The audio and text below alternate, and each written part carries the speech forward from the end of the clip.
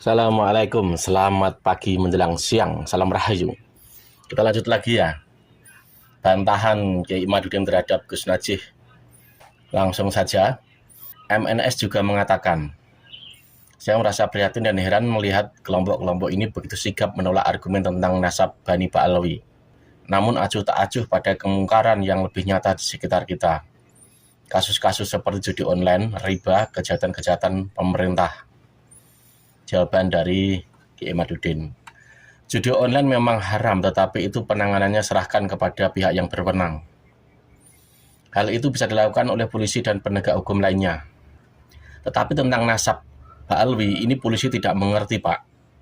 Kasus-kasus lain seperti riba, usia calon wapres, pelarangan untuk paskibraka, PP kesehatan, aborsi, pelarangan sholat bagi wanita, pelarangan jual rokok eceran itu hal-hal yang sudah banyak memperhatikannya. Tetapi nasab Ba'alawi yang batal ini, kiai-kiai aja banyak yang malah membela nasab yang batal, Pak. Termasuk Anda.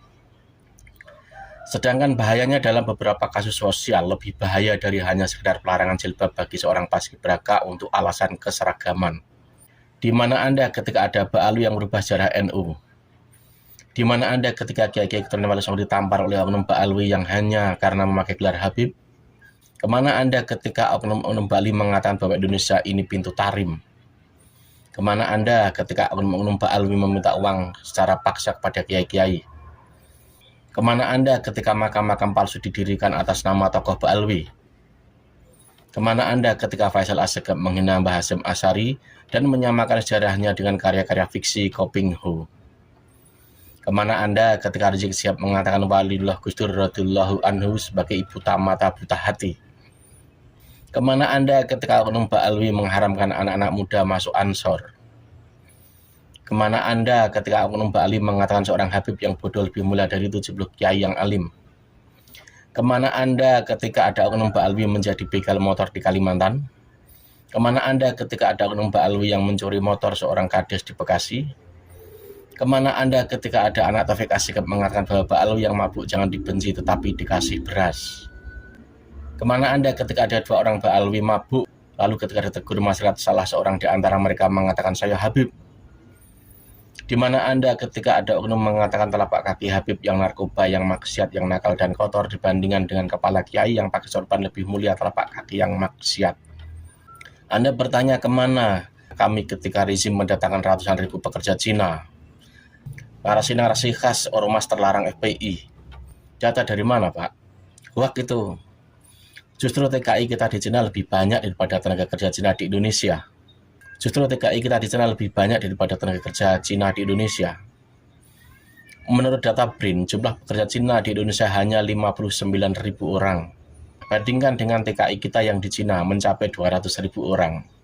Jadi jangan mudah menerima dan menyebarkan berita hoak lah.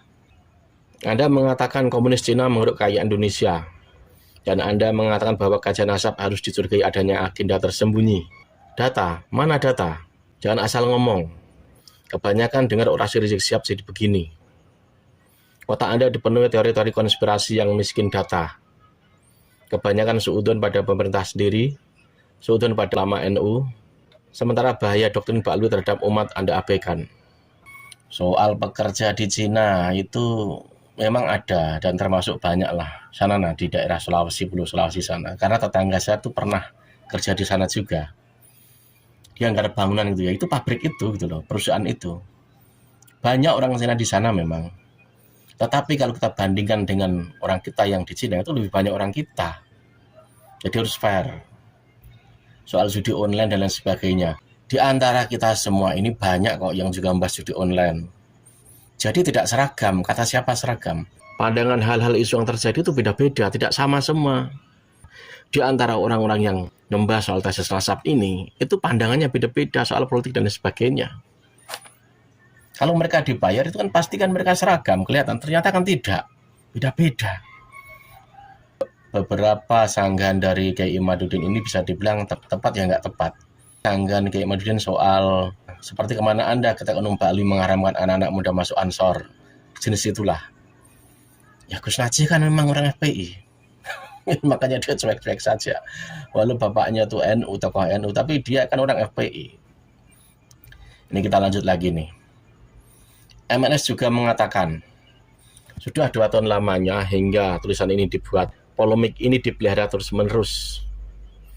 Kita layak bertanya, apa jangan-jangan ada pendanaan di balik polemik yang subur dan bertahan lama ini?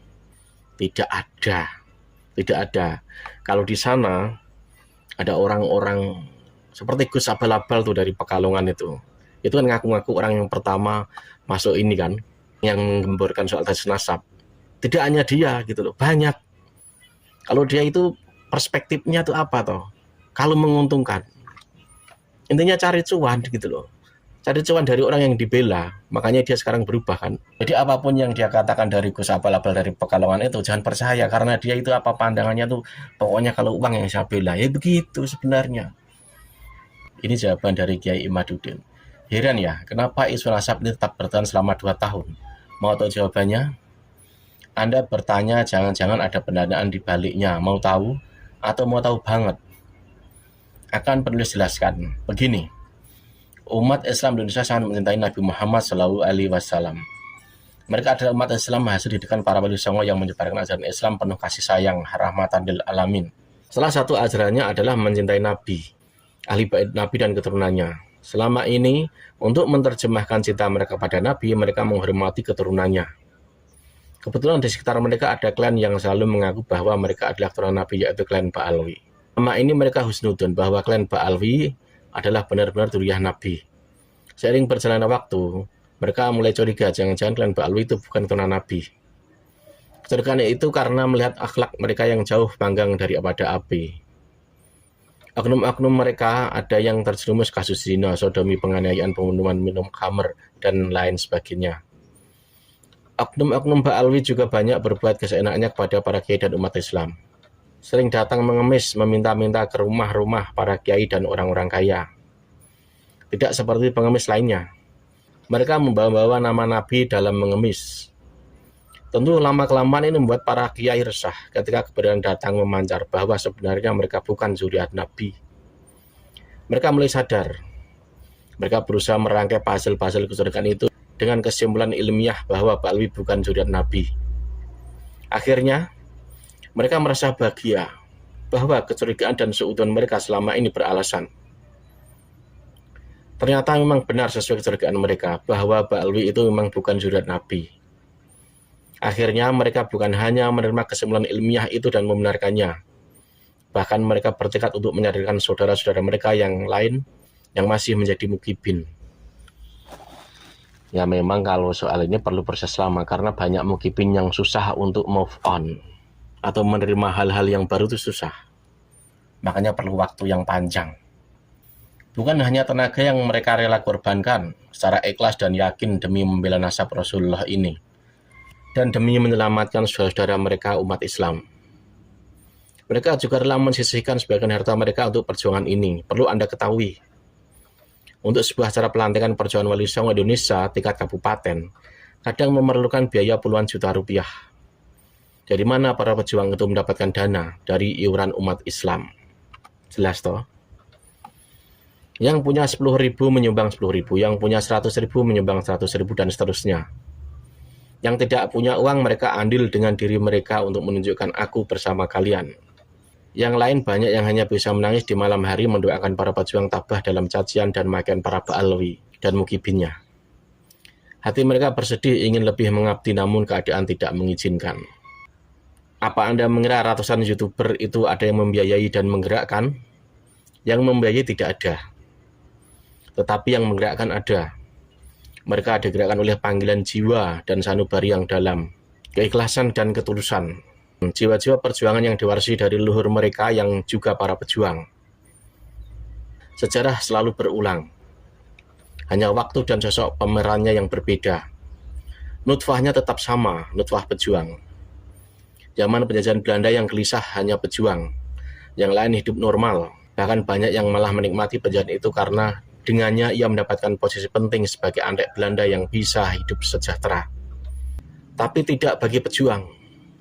Kehormatan sebagai bangsa jauh lebih penting dari hanya sekedar hidup aman dan mapan. Manusia diciptakan sama terhormat. Tidak boleh ada suatu bangsa menjajah bangsa lain, mengambil dan menguasai tanah yang sudah didiami bangsa lain. menguasai sumber dayanya dan menghancurkan kehormatannya sebagai suatu bangsa. Hari ini jiwa-jiwa itu yang mengalir di dalam jiwa para pejuang PWI Laskar Sabilillah, Pak. Ini yang sedang dirasakan umat Islam di Indonesia hari ini. Lalu Anda ada di mana? Penulis Imaduddin Usman Al-Bantani. Saya nggak bisa berkata banyak soal ini. Apa yang dia katakan ini benar. Jangan berpikir ada yang bayar, tidak ada yang bayar. Siapa yang bayar? Kalau misalnya ada orang-orang atas itu ikut membackup, ya karena jiwa mereka sama, nutfahnya sama, pejuang. Tapi yang jelas tidak ada bayaran. Tidak ada demi kepentingan politik tertentu, tidak ada. Tidak ada. Wassalam.